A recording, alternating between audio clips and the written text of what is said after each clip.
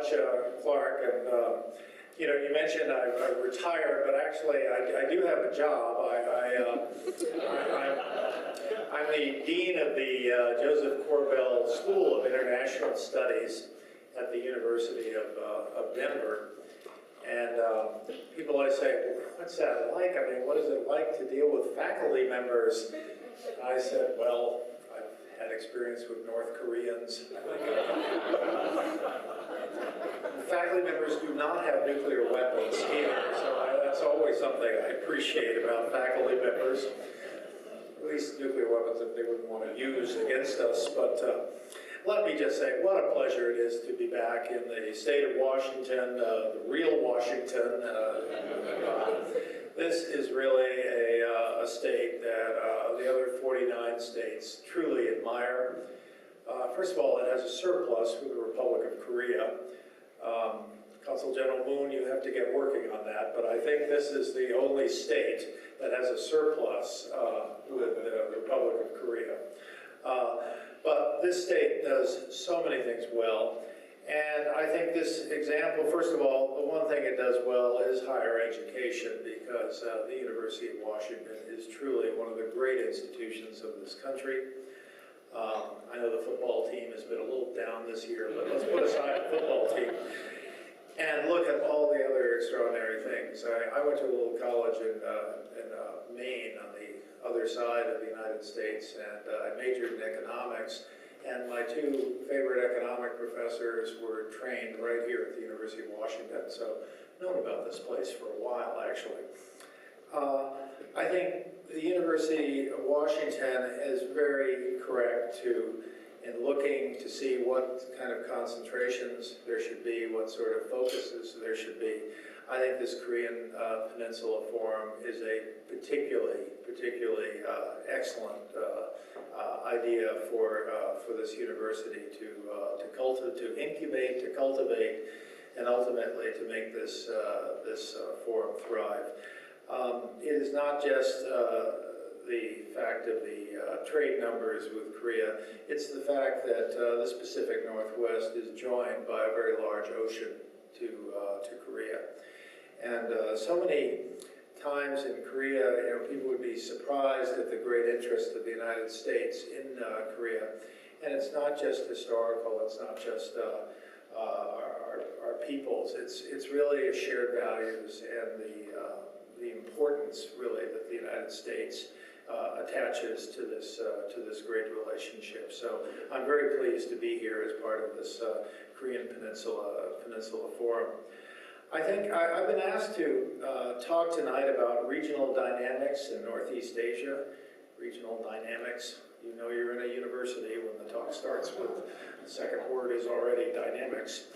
But also the future of the Republic of Korea-U.S. relationship. I can assure you there is no relationship in the world that is more important than the U.S.-ROK relationship. And I say that really with a full understanding that the United States has many important relationships around the world. But in Korea, we went from a relationship that was almost entirely bilateral, and there are still many bilateral elements to the U.S.-ROK relationship. Then the relationship became regional, and I'll get back to the subject of North Korea, indeed to the subject of the six-party talks. And to be sure, the regional dimensions of the U.S.-ROK relationship are critical. But I think the third element, and this is an element that I think American presidents in particular have noticed in recent years, South Korea, the Republic of Korea, is a country that does not just see itself in terms of its peninsula, in terms of its region, but rather sees itself as having interests globally.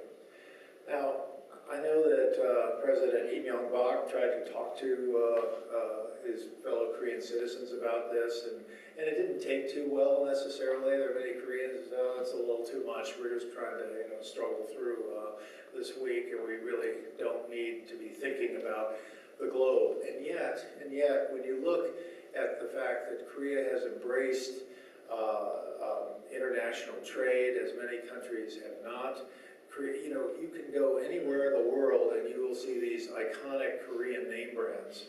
all over the world. And they are also part of a broader Korean presence.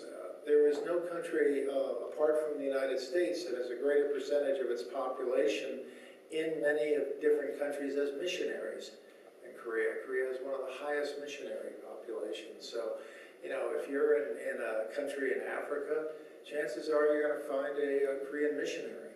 And then I think most gratifying, because Mr. Park made the comment about the Peace Corps, something in my CV that I am very proud of. And Mr. Park, I think you're proud of your daughter for the same reason, Korea has actually formed a volunteer corps to do precisely this, and to try, if not to export the model, and I'll get back to that theme because I think we all have to be a little careful about exporting our stuff to other countries in terms of, you know, telling other countries to be like us. But in a way, showing our example and showing that what we've been able to accomplish and why other countries might want to look at that.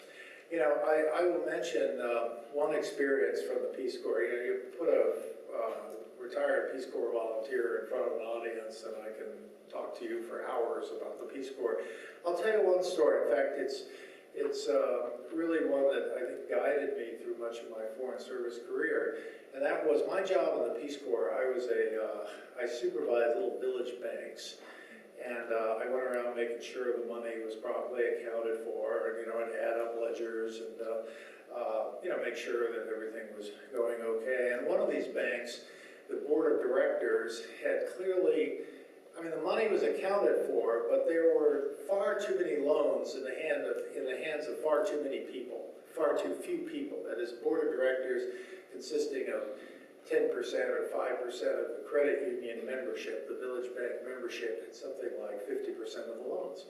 So I thought this was outrageous, this has got to change. I did my homework, I figured out who I could bring as a competing board of directors. I raised it in the general membership. Everyone thanked me. I mean, person after person stood up and said, "Thank you very much for pointing this out." The board of directors was furious at me. They said, "You're ruining the credit union," and yet all these people were just so grateful. I said, "Okay, I've done the right thing here." And then I had named a new board of directors who I thought would do a much better job of running the credit union than this old board of directors that had taken far too much loan money. And in rural Cameroon, you didn't have secret ballots or mail-in ballots or electronic balloting. What you had was you put the old board in this part of the meadow, this large field, and you put the new board over here, and people just kind of fall in behind them, and you'd count heads. Well, it was about 90% voted for the old board.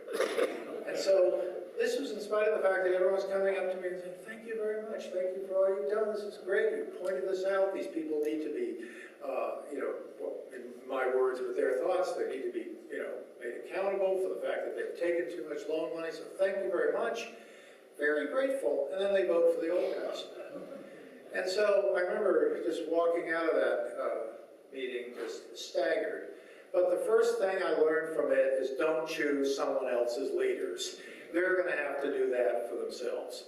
And so I think the United States, we need to do a better job of working with other countries, but respecting the decisions that other countries made. To be sure, we need to set examples, set positive examples, but they've got to do things.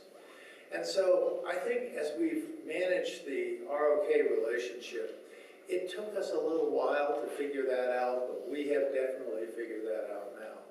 And so I think the reason I am so optimistic about the next 60 years of this U.S.-Korean relationship is that it is based on mutual respect. We don't tell Koreans what to do, they don't tell us what to do, and I think we have a tremendous relationship. And so I think that is the kind of example that I think will serve us well, and perhaps serve Korea very well as it also makes its way in the world.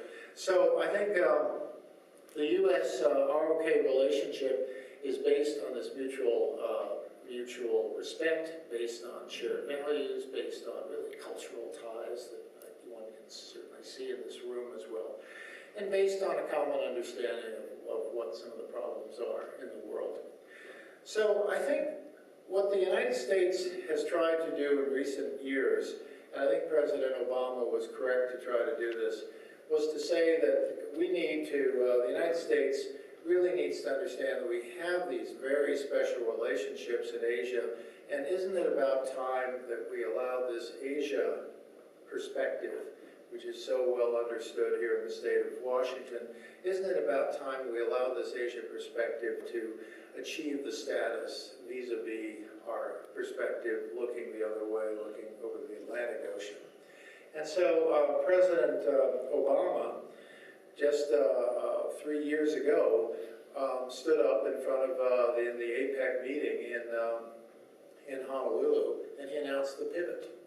And he announced that the United States would begin a process of shifting its attention to Asia.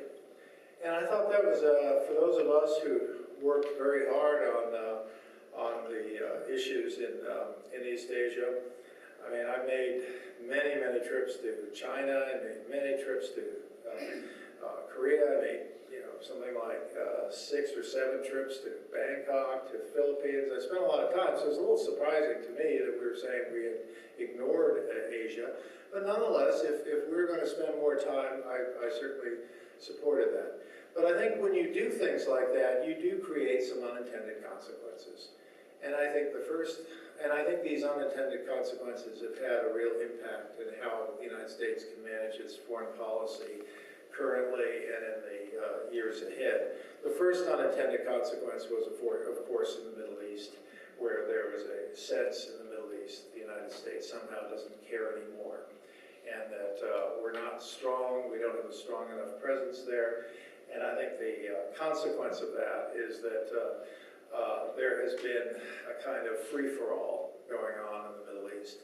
And sadly, it's degenerate as the Arab Spring kind of took its toll on the reputations of these nations, these Arab nation states. I mean, there's an open question whether Arab nation states are going to be around with us in the future, because many of them are under assault right now. So what has happened is the publics there, the populations there have kind of changed their focus or their loyalties to something that they're more trusting of, and what you're seeing is a growth in sectarianism.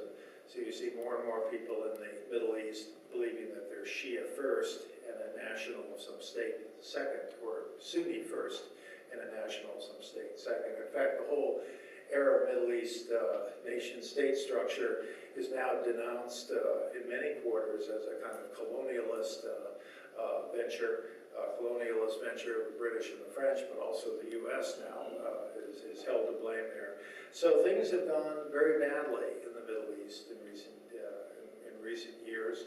And I'm not saying it's all because of President Obama's pivot, but certainly there's a sense that the U.S. doesn't care. And now the United States is going to have to spend a lot more time there than we planned to before. But I think the second, and maybe most a longer-term problem, because I think eventually this issue of the ISIS crisis is going to get resolved. There will be an effort to there will be a military and eventually a political effort to do something about this. We worry about Syria, but eventually that will also be addressed. But I think the longer-term unintended consequence has been in our relationship with China. And I think from the Korean perspective, a good U.S. relationship with China is critical to Korea's future, just as a good Korean relationship with China is critical to U.S. interests in the Pacific. So I think the unintended consequence in Asia was that we were somehow getting out of the confrontative mode in the Middle East and bringing to bear this kind of sense of confrontation in East Asia. And I think the consequence has been that the U.S.-China relationship has suffered from the pivot. It should have been improved by the pivot. Instead, it seems to have suffered. Mind you, I think a lot of what has gone wrong in recent years in the U.S. relationship with China is not what the U.S. has been doing, but rather what has been going on internally in China. And I think that is something we all ought to pay a lot of attention to.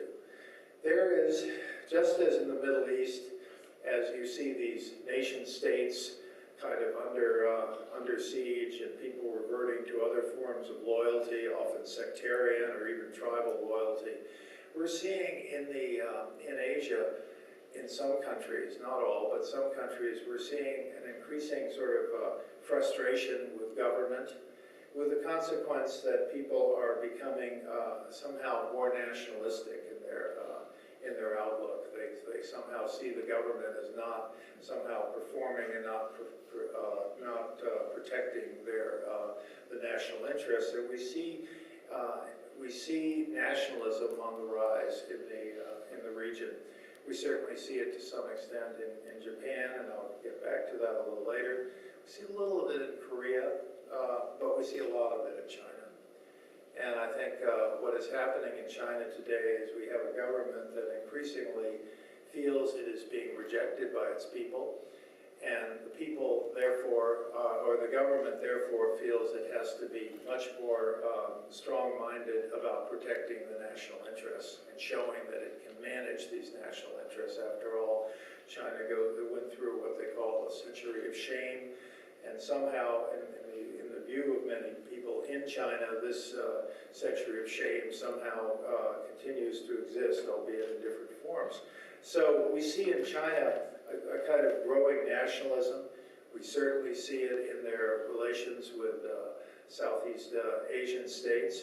A few years ago, it was said that, just as recently as 10 years ago, it was said that China is somehow China has done a far better job in managing the diplomacy of its region.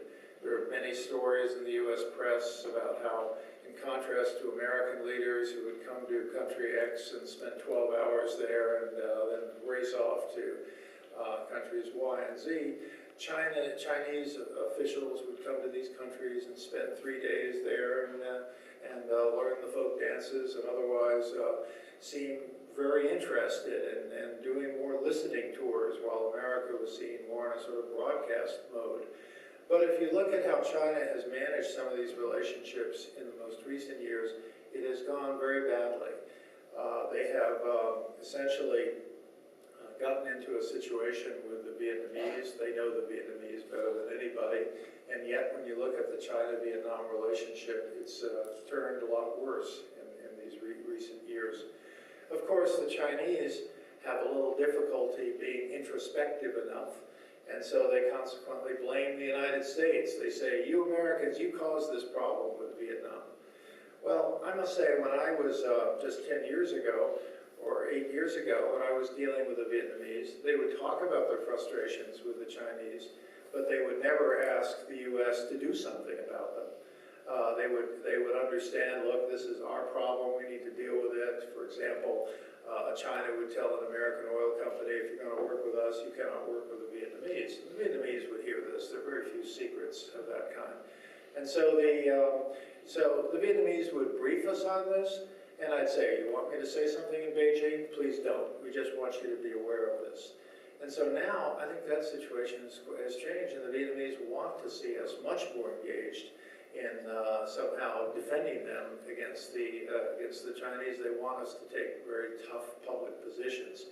But every time we take a tough public position, as Secretary Clinton did a few years ago, the Chinese then blame the Americans for having a problem with Vietnam. Similarly, their relations with the Philippines have deteriorated mightily in the last couple of years. I was in Manila this past year, and to hear the Filipinos refer to the Chinese as bullies is quite a new phenomenon, to say that openly to Americans. The Filipinos would never want the U.S. and China to be at cross purposes over them. They didn't want that in the past, and now they're much more open about it. And there too, their own nationalism, where the Filipinos are referring to this part of the South China Sea as the West Philippine Sea, is one that certainly the Chinese have noticed. So in the Chinese efforts to kind of codify their claim to the South China Sea and turn it into a southern Chinese lake, they have caused a lot of problems with in their relationships with those countries. And this is not good news for the United States. For those people who believe that China's worsening relations with its neighbors is somehow good news for the U.S., it is not. And so the United States, I think, needs to tread very carefully on this. Obviously, this is a dance the Chinese started themselves, and they're going to have to figure out how to get out of this. We can't be mediating between China and Vietnam, or China and Malaysia, or China and the Philippines. But certainly, the Chinese need to understand that these relationships are not helpful. I think Xi Jinping has tried to say at various times that Asia is big enough for the United States and China. There's no lack of room in East Asia for the United States. And yet, when you look at some of the Chinese military efforts, when you look at the ramping up of some U.S. military presence in the region, one does get the sense that, at least viewed from our security forces perspective, we don't see that somehow there's room for both of us. So I think this China relationship for the United States is very complex, and we need to pay a lot of attention to it.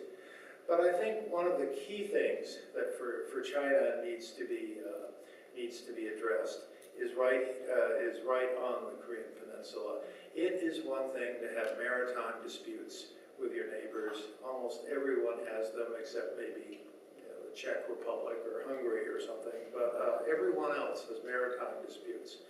But the problem, I think, for China is not so much its maritime disputes with its Southeast Asian states. It's continued support, or at least tacit support, for the Democratic People's Republic of Korea, otherwise known as North Korea. As long as China continues, in effect, to provide a tacit support to North Korea, that becomes a kind of civilizational divide between China and the rest of the world. And so I think China really needs to rethink this. And when you talk to many Chinese, they are prepared. They are beginning to rethink this. But I think their government in Beijing is very much in a kind of old think mode. For example, if you read a U.S. newspaper about China and North Korea, you would think the Chinese are worried about North Korea's collapse because they're worried about North Korean refugees flooding into China. A somewhat more sophisticated version of that, since after all there are 1.4 billion Chinese and 22 million North Koreans at last count, doesn't seem like that serious a problem. So somewhat more sophisticated view of that would be, if you look at northeast China, there's quite a complex ethnic mishmash of various peoples, and certainly a large influx of Koreans could somehow affect this and affect attitudes and affect local tensions or cause local tensions in northeast China. I submit to you, however, this is not about North Korean refugees. I think the real reason for China is they look at things in very much of a kind of zero-sum game. And they see if North Korea were to go down, that means the Republic of Korea is the successor state. The Republic of Korea is a U.S. ally. That means that this would be a victory for America and a defeat for China. And they're not prepared to stand that, to put up with that. So, in addition, when you go beyond this, the Chinese also, if you look at the internal churn within China about whether they have a governmental system that is a so-called communist system at this point. I say so-called because it's hard to say what people mean by it. There's a whole question within China of whether this political system can manage China's challenges in the future. Certainly Xi Jinping has tried to thread this needle by saying that he wants to clean up the system and leave the contours of it very much in place, that is not change structures of it, but clean it up. So you see a great interest in going after corruption, at the same time trying to leave the accoutrements of the state pretty much as they are. I think that I understand that course of action. I think it's pretty much doomed to failure, because I think the basic Chinese system as it is set up now has corruption as an organic part of it. And I think for China to deal with corruption is ultimately to deal with systemic reform. But clearly Xi Jinping is not interested in systemic reform, at least at this point. So he's trying to hold on to the system, but clearly this is what animates him, trying to hold on to the system. So if you have a sort of Marxist, I say sort of, Marxist-Leninist system in North Korea, with a historical connection to China and a historical connection to many of China's senior communist leaders, and if that goes down, how does that affect the domestic debate within China between those who want to reform the structure fundamentally and those who just want to tinker with the edges and deal with the corruption issues? I would say there are many people in China who worry that a collapse of North Korea would have effects on China's domestic politics, and therefore China cannot put up with a collapse of North Korea. So I think these are issues that countries like the ROK and the US need to deal with, because one thing is very clear to me: it is not just for China's future that North Korea needs to go away. It is for the future of 22 million North Koreans that North Korea needs to go away. This is a system that is right now a sort of blot on the face of our civilization in the world today. I very much welcomed the Australian Supreme Court Justice Michael Kirby's report. I very much welcome the open airing of North Korea's human rights record.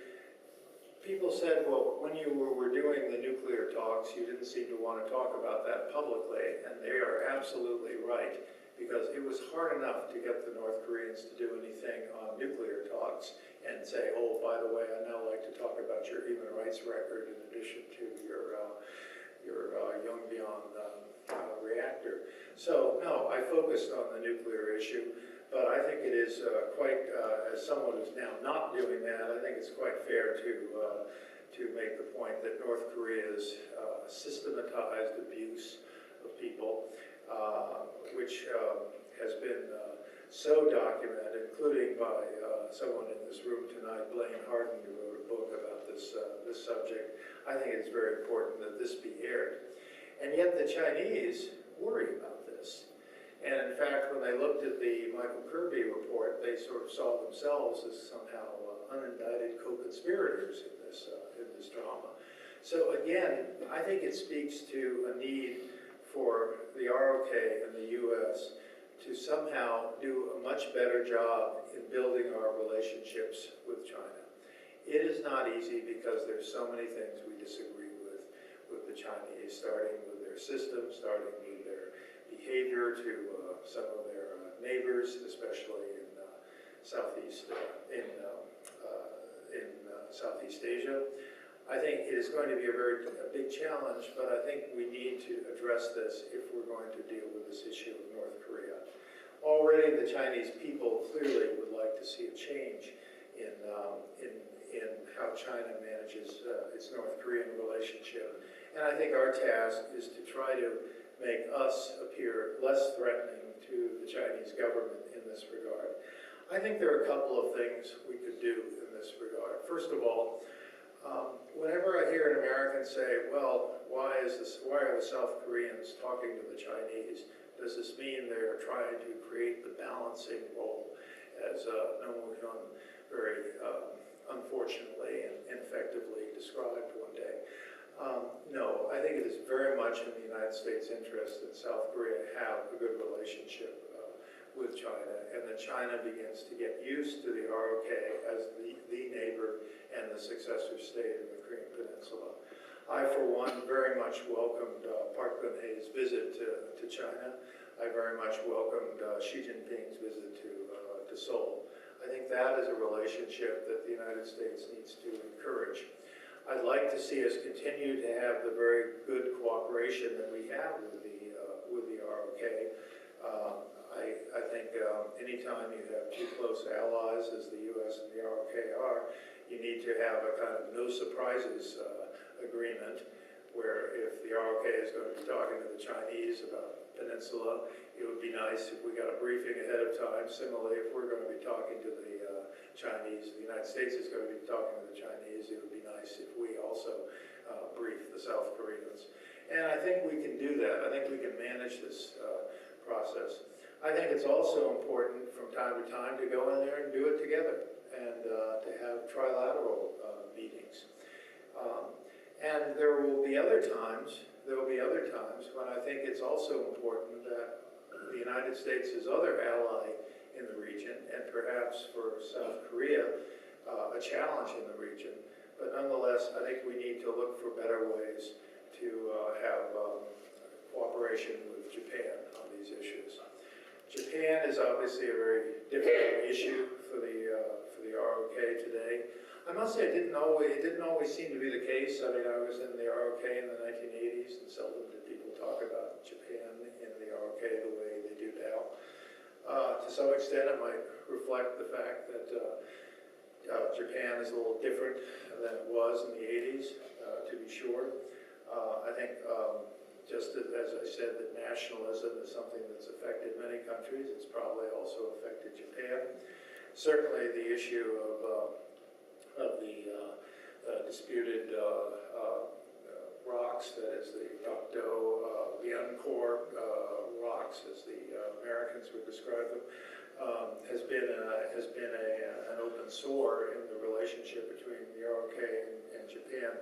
But I think when you look at that relationship, when you look at the fact that these are two countries that really, whose success each depends on, it would not be helpful to Japan if the ROK economy were weak. It would not be helpful to the ROK if the Japanese economy were weak.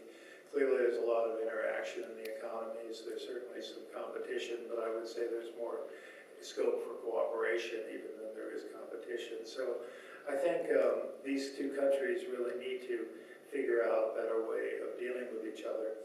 And certainly, as they consider a future without North Korea, they need to consider a future of how to deal with China.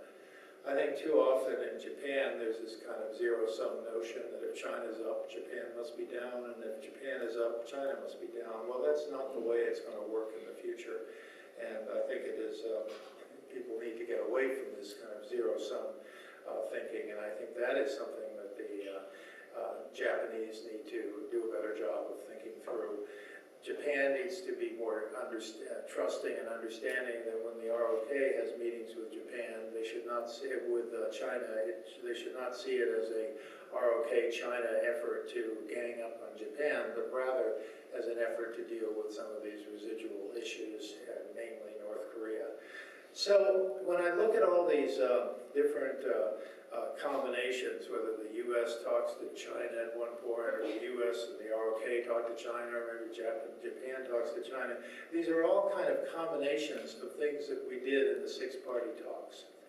And so when you look at the legacy of those six-party talks, a legacy that I think many people write off as a failure. After all, North Korea still has nuclear ambitions, despite putting together 5 of the world's leading countries together on the process. People who only look at it in that one dimension, that is in dealing with the North Koreans, really need to stop and think about what kind of patterns of cooperation the six-party talks have created in the region. And when you think about the fact that Japan and China could hardly talk to each other at certain points, but were able to talk to each other in the six-party process, when you look at the maturity and growth of the China ROK discussions, the sophistication of those discussions within the six-party process, a process that was that they were not able to do outside of the six-party talks, you can see that the six-party talks were kind of beginning to offer a kind of proto creation of a multilateral structure in East Asia. And I think as we look at that, we realize how much we need more of these international structures in East Asia. I submit to you that many of these territorial issues, whether Dakdo or Daitai Islands or Spratly Islands, I submit to you that many of these things are, and I would call them unsolvable in the short run. They're simply not going to be solved to mutual interests in the short run. So what can be done with them? Well, as I said, everyone has these kind of maritime disputes.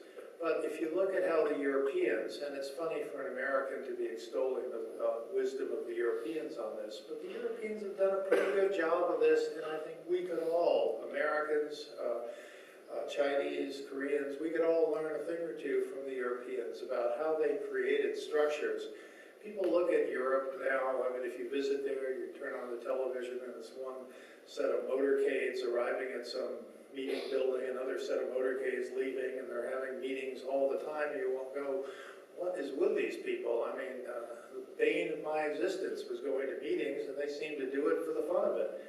And yet, when you look back in European history and you realize the hideousness of some of that history, the war, the brutality of some of that history, you get an understanding of why the Europeans have invested so heavily in these transnational or multilateral structures. And even though I think Asia has certainly had its bad times and bad centuries, nonetheless, I think these structures can also, I think, be, those difficult times for Asia may not have been akin to, for example, the Holocaust or something, although frankly, when you disaggregate some of the moments in Asian history, you can also see a kind of similar pattern of hideous brutality in the past. I think Asia could benefit more from these kinds of structures. Asia and the United States really could benefit from these structures that the Europeans, I think, have been pretty successful in putting together. So, is there a solution to the Japan-Chinese territorial disputes? Probably not in the short term, but couldn't they send it to some commission for unsolvable disputes and let the commission kind of work on it and report back in a couple of years and come up with some intermediate economic confidence building measures where, say, China and Japan could form a joint company that could exploit whatever fishing rights. Frankly, I think it's all exaggerated, all these economic benefits from these things. But couldn't they do some things like that without foreclosing on the question of the sovereignty of the territory? I think there are a lot of things that can be done, but in order to do those, you need structures. You need to be able to put together structures that people believe in. Now, Asia is not without multilateral structures. Look at ASEAN. It took me a long time to get people in the Bush administration to understand that ASEAN, the Association of Southeast Asian Nations, was actually a very good thing to have. And so Americans, and maybe Koreans are a little like this as well, Americans would say, well, what good does it do? What does it decide? Well, sometimes the purpose of meeting is not to decide anything. It's just to meet and be together and sort of talk to each other and get some understanding of how the other person is looking at this. So I think ASEAN is a good structure to begin with. Obviously, it needs to be more than a talk shop if it's going to be successful. You need to do some more things. I remember when I was ambassador in Poland, and I remember I had an extraordinary time one day. I was up in the North Sea, the Baltic Sea, and they were having an exercise involving the Russian, the U.S., and the Polish militaries. And the exercise was, there was a natural disaster, a so-called natural disaster in an exercise right off of the coast. And so a Russian troop transport was carrying U.S. Marines to help set up a hospital, and there were some so-called victims, and then there were other countries coming in and playing a part in this exercise. So I thought, well, why don't we do that in Asia? Why can't we have set up a hospital, a field hospital, say, on some island in the Philippines? The scenario might be there was an earthquake, and so they set up a hospital, but then you need to cooperate with other countries.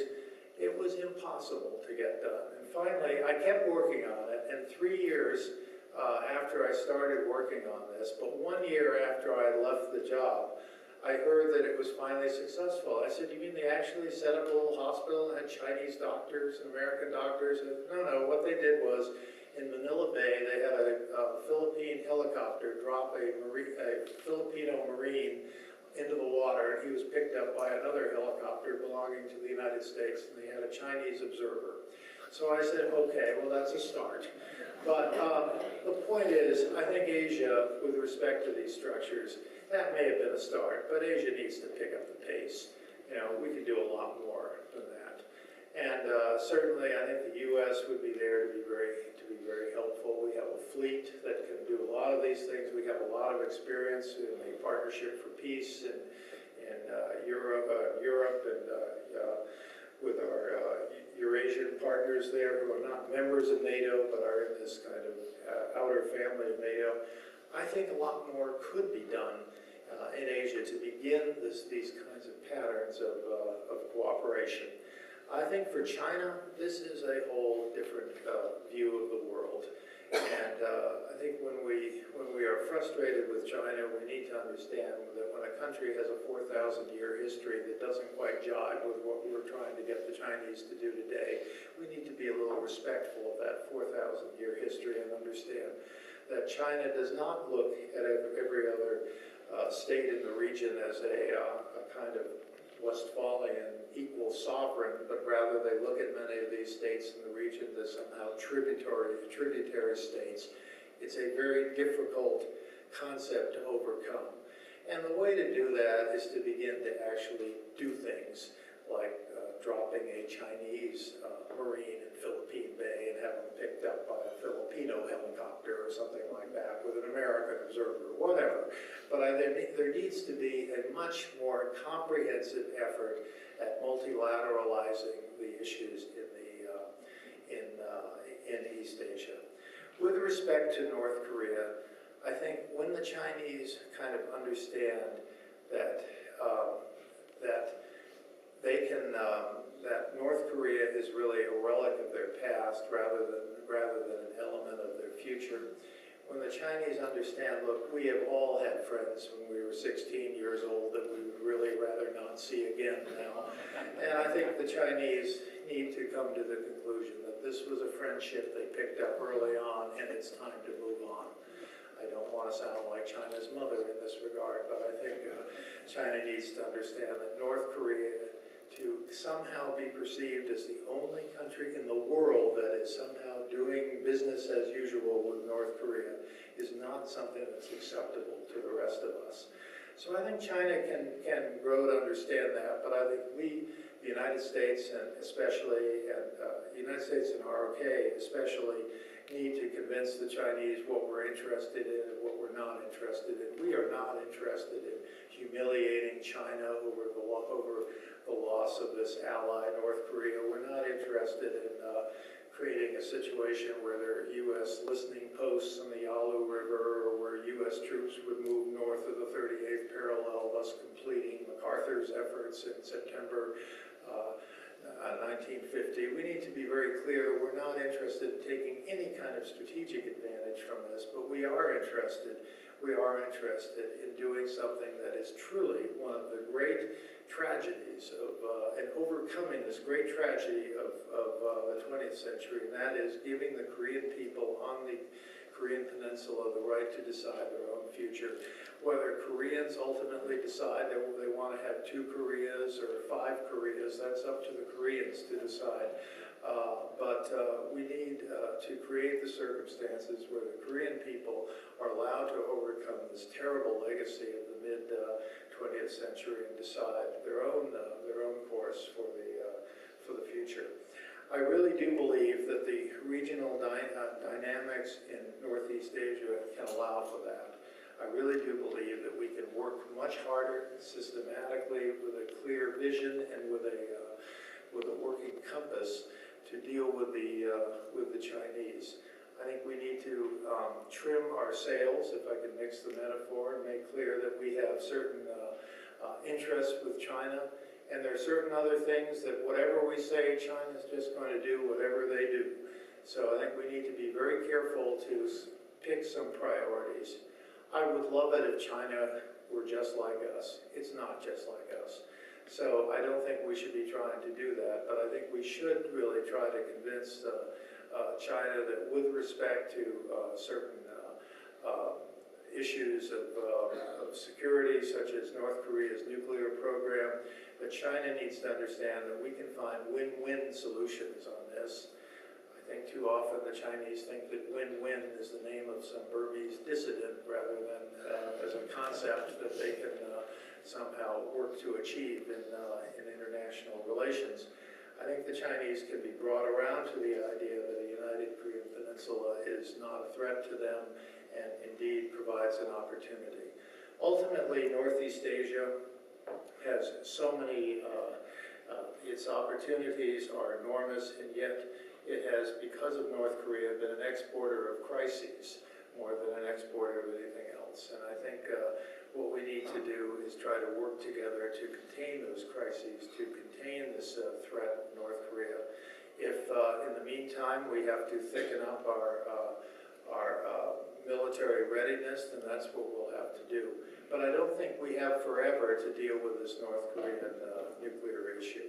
I think we need to be in a position of willingness to talk to the North Koreans, but I think it's quite correct for us to insist that North Koreans talk on the basis of things they've already agreed to, rather than as a country with a sort of collective amnesia that they cannot remember what they agreed to the day before.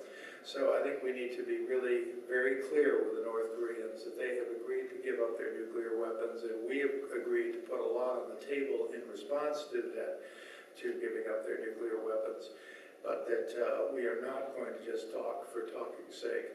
So I think the six-party process, which has frankly not met for many years, is still very much alive as a conceivable approach to the problems of dealing with North Korea. I don't think it's so important whether it's a six-party process or a 16-party process. I think what we need to understand is that the six-party process needs to be a multilateral process, a process that has countries that share a vision for what this region of the world is, and to make sure that the Pacific Ocean that is so large is actually one that joins the United States to this Northeast Asia. It makes us and really realizes the vision of this pivot and makes the United States very much a long-term player in this vital region of the world. So thank you very much.